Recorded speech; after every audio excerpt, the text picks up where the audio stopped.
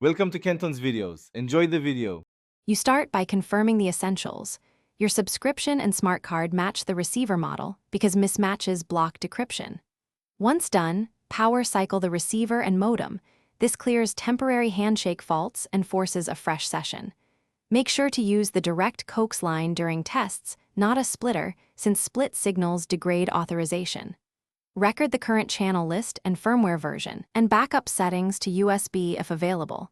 This protects your config if you need to restore after changes. Next, focus on reauthorization steps that actually restore access. You insert the smart card firmly and inspect contacts.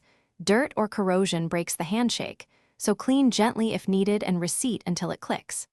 Then run a manual network or blind scan using your provider's frequency and symbol rate to require streams.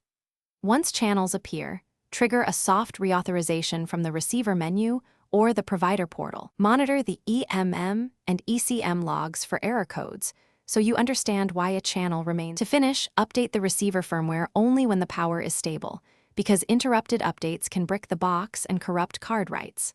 Once updated, rerun channel validation, and if problems persist, swap the smart card into a known working receiver. This isolates whether the card or the unit is at fault. If channels remain scrambled, contact your provider.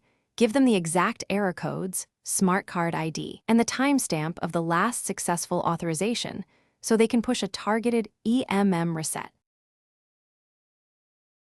Thanks for watching. Consider subscribing if we helped you.